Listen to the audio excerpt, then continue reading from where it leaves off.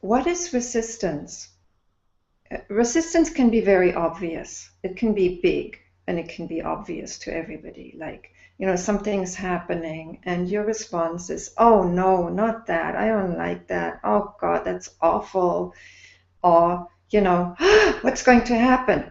Am I going to, now I have to whatever prepare, and it's the fear response or the kind of frustration, anger type response, or the response of, oh, I'm not getting what I need. This is not okay. It's like, oh, here I was supposed to get all this connection and participation. Instead of that, I get thrown out.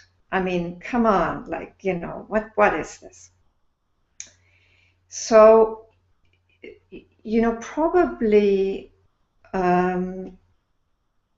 most of you had some response to what just happened, to the broadcast stopping. Of course, those of you who listened in didn't get thrown out this time, I hope. Let me just check about that, just to make sure. Just to make sure. Okay. Yes. Yes, you're still there. That's good. So I haven't thrown you out yet. And I hope I won't this time. So whatever your response was, just note that probably there was an element of resistance in it. An element of, oh God, oh no, oh, this is like so frustrating, whatever it is. It's like we're programmed to respond in two ways most of the time. One is that we like what we see or what we experience, and then we want more. And the other one is that we don't like what we experience and we want to get away from it. So these are the two usual responses, and it's like that's our animal programming. That's how that's how we're hardwired. That's how our bodies respond.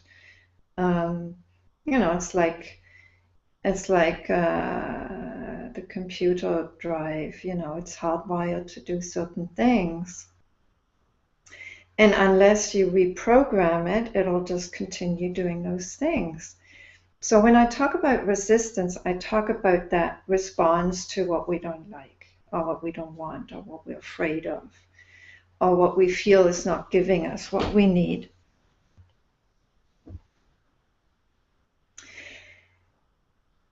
So why is that worth talking about? It is worth talking about because any form of resistance takes you away from the present experience. It's like you want to get away from what you don't like. You push it away. There's something uncomfortable. There's something not satisfying. Something that like I was talking to Scott yesterday about why people seek, why people go into any of the things they're addicted to. It's because it gets them away from what's uncomfortable, what's not, what's not a good experience for them. So resistance is worth noticing in all its forms, because that's what takes you out of the present moment. And as we all know, you're all spiritual types, so you've all heard it. You know the slogan: be here, be present, be in the now. But how do you do that? Well, my experience is that if you know what takes you out of that present moment, then it's actually possible to spot that, and it's possible to make a choice. It's like you can see what takes you out of it, and you can choose to let that go. You can choose to let the resistance go. In my own life, and spiritual journey and quest, at some point, actually quite late into it, it's not that long ago, I'd say it's about maybe 5 years ago that I started noticing that I was resisting pretty much everything. And some of the resistance was pretty obvious. And as I went along noticing the resistance over the years, the resistance got more and more subtle, because the more obvious forms of resistance I'd learned to kind of spot and let go of. But the more subtle it gets, the less obvious it is. And obviously, probably everybody starts with the most obvious forms of resistance. So, how does that work? Well, it's very obvious. Actually, before I say that, let me add something else to that. A lot of people's personality, a lot of people's story about who they are is also often built around what they're not. It's like we know who we are by knowing who we're not. And we know who we are by knowing what we don't like and what we don't want and what we're afraid of. And, it's like all these things that we resist add to our story are part of our story of who we are. Like, you use any label to describe yourself, of course, then that describes you positively, but it also describes of who you're not. Like, my own identity was very much built around who I was not, what I didn't like, what I didn't find acceptable. And so, I mentioned yesterday that I used to teach political philosophy. And so everything was about what was my position in my own writing and teaching, what was my position and what was the position I was critical of, because that's the nature of academia, and of a lot of discussion. It's like you define your own views and opinions in opposition to what you don't agree with. And that's a subtle form of resistance, you see. So everything you don't agree with is something you resist. Everything that you think you're not is something that subtly you resist, because you have an investment into what you are. So there's a resistance to what you're not. Even if it's only very subtle. So when you give up resistance, it's like you give up resistance to all of that, and your experience becomes so inclusive. Ultimately, it really includes everything. And that's how it comes to be beyond the duality of experience. It's like when you no longer have an idea of who you are, then everything's possible. And the more the less you resist what shows up, the more present you are. So when you start spotting the resistance, to me, that's a real practice. It's very powerful. It's very effective. You keep doing that, you spot the resistance, you let it go. You give yourself a choice. Do I want to continue resisting, or can I let that go? Well, that is really, that will change your experience quite dramatically. And Anneke says, yes, it is also freeing to see that resistance itself is already allowed, and not resist resistance, which is more of the same. Absolutely, Anneke. Thanks for adding that. You can get into resisting the resistance. It's like, oh, resistance isn't okay. It's like, you can get into resisting thinking, because thinking isn't supposed to be okay, right? So, like you say, it's just more of the same. It's just more resistance. So ultimately, we can let that go too. Okay, so Ramesam says, I guess it is necessary to be clearer about resistance. In life, certain norms of behavior and reciprocal responses are required. Don't you resist misbehavior, immature responses for adult situations? I'm not sure exactly what you're talking about there, but what I understand your question to be about is, okay, clearly in that there's certain things that are not appropriate, and where, like, say, I don't know, since you're talking about immature responses, maybe you're also talking about situations where, somebody responds and it's clearly not very, it's not a very considered response, let's put it that way. It's maybe, too emotional or whatever. So when I talk about not resisting,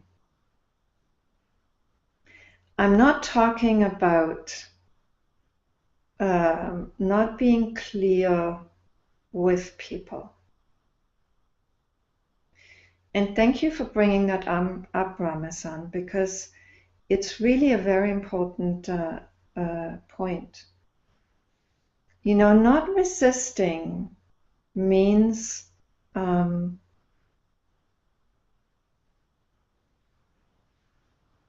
not resisting that this is showing up, not resisting that this person behaved in a way that's maybe really inappropriate. So, there's two ways of responding, okay? One is in resistance, the other one isn't.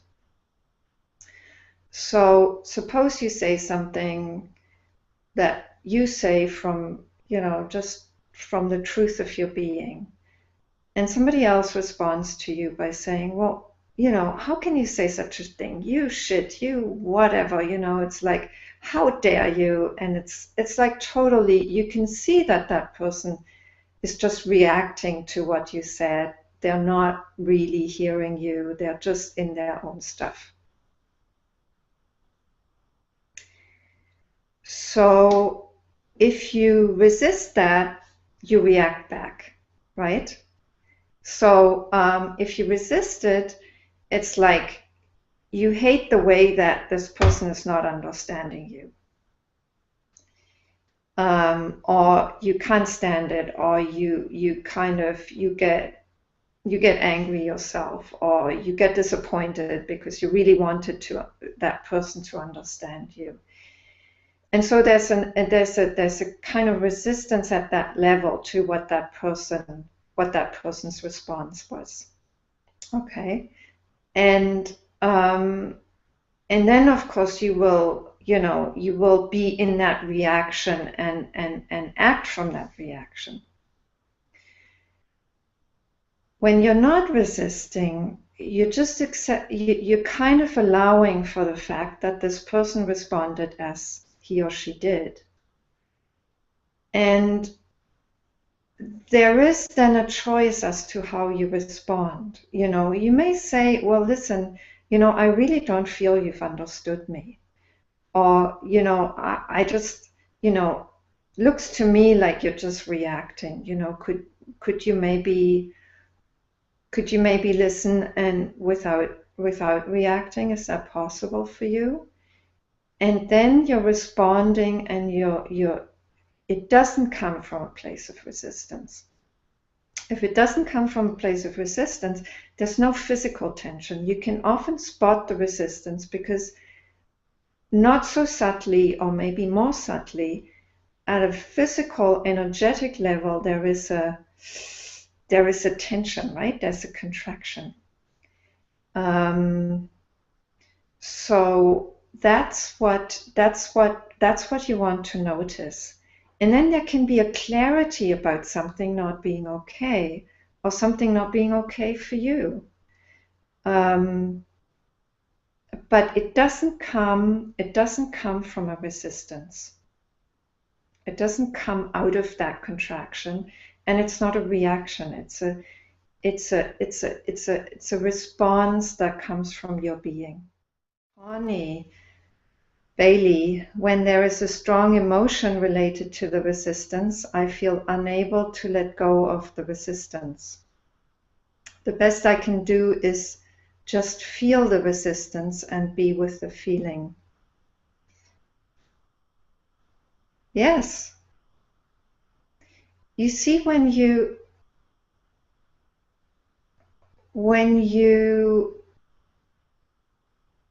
are willing to feel the resistance, you're not resisting it, right? And then the resistance usually becomes less strong.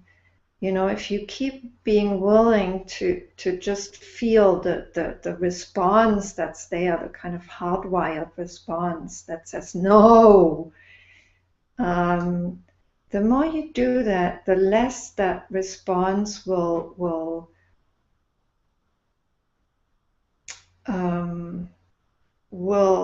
have a grip on you, and the less strong it will become over time. And you know, some things we're probably just hardwired to react to anyway. So the reaction is there, the no is there. But if it's just an energy and it's not resisted, it usually doesn't, you know, it's usually not that much of a problem. And Sujati responds to Connie by saying, hi Connie, my experience is that when I'm resisting my resistance, it gets me in a terrible space. Just noticing what I'm resisting to and feeling what's the fear or emotion behind it and having empathy. Oh, yeah, Wendy didn't get round to posting the whole comment there, so it's stopping there.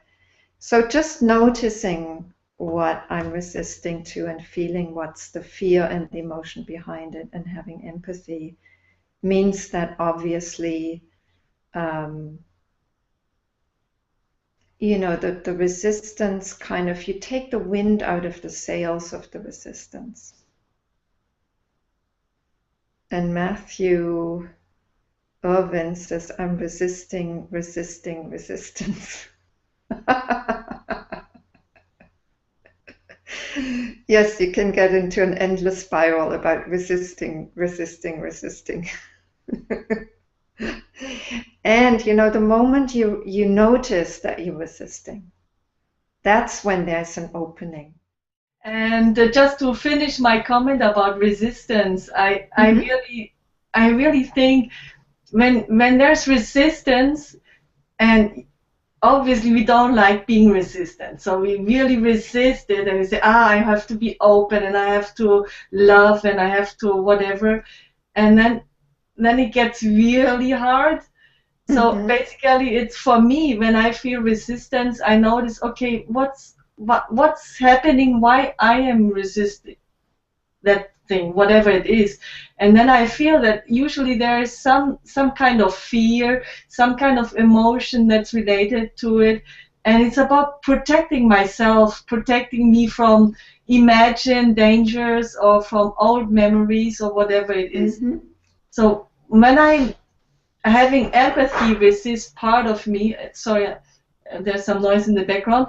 When I'm having empathy with this part of me, then I can becoming more gentle with myself, and then okay, I'm resisting because there's this and this, and I'm taking care of it instead of just banging on my head and saying, hey, I'm so stupid or I'm so whatever, you know. So just wanting to share that. Thank you, Sujati. Thank you for sharing your beautiful self. So I'm looking forward to the afternoon sessions. Yes, me too. And you know, I totally agree. When we stop the resistance, then we can be much more open to actually really taking care of the situation. Yeah. You know, because that's when we're not in reaction. That's when we're actually much more in an awareness of maybe what we need to do or what we need to take care of, and at the same time, the response will be more appropriate to the situation because we actually perceive more of the situation as it is, you know, because there isn't the contracted, resisted, narrowed down perception of it. But it's really easy to get into this, I shouldn't resist. And sure, yes. More, then it gets so tight when you're resisting resistance. And, oh! Yeah. And then I say, okay, I'm resisting. Good. Okay, what's happening there? Yeah, great. Wonderful. So I let you go. All right, Sujati. Thanks for coming on. Bye. Bye. I just wanted to also say something about resisting. Okay. And I think that, you know, from some things I've heard from spiritual teachers, resisting is basically saying this should not be happening or this should not have happened. And so when one of the earlier people, you read something from the YouTube, I think, about that responding, and you talked about responding to someone. So it's like if something happens that we feel should not have happened or should not be happening, we're resisting it. And so any response is going to be out of resistance and is really not going to be effective in, well, I mean, as compared to accepting that this has happened and there's no way it couldn't have happened because it did happen, and so now I can respond to it. So it's not that it doesn't need a response, but it just doesn't need the resistance. And exactly. Then when we find we have to respond to something, sometimes we feel resistance to that, like then it would be, I should not have to respond to this or to deal with this. Yes, so that could be. The resistance. Yeah, that could be. I mean, resistance can show up to anything. Yes. So I just, as you mentioned, at some point in my life a few years ago, I just realized that how I was resisting everything all the time. And I think Byron Katie helped me a lot in just realizing that just thinking that this should not happen is crazy because there's no way it could not have happened because it happened. Yes, Byron Katie is very helpful in and in fact, when somebody pointed me to Byron Katie's work, I did worksheets for a few years off and on, because I found them very helpful in resolving the kind of, the kind of really resisting stuff. So I'll just go back to the YouTube. So Wendy says, perhaps as living organisms, resistance is endless. So are the opportunities to notice too. Absolutely. I mean, when you stop resisting the resistance, finding that you resist is just it's just an invitation to let it go. It's like it's an opportunity to liberate yourself from it. So Waking Dream says, what's your take, Grace, on resisting the present moment by going into daydreams? I struggle with this, although I'm never sure what it is that I'm running away from. Very interesting. You may be running away from... The thing is,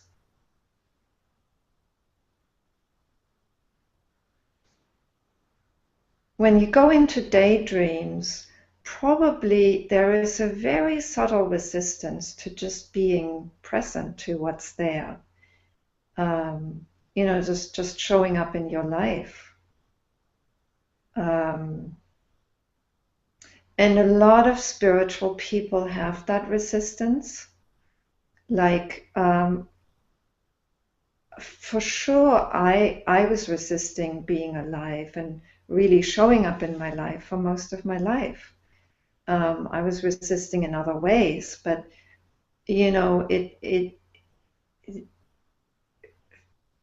it's really worth checking that out for anybody who has an interest in spirituality. Checking that out. Am I really resisting being alive? Am I resisting being actually, enjoying this life, like living it fully? And so in any moment where you go into a daydream, probably there is a subtle kind of moving out of evasion of what is present, and it's probably something you don't like. So check that out.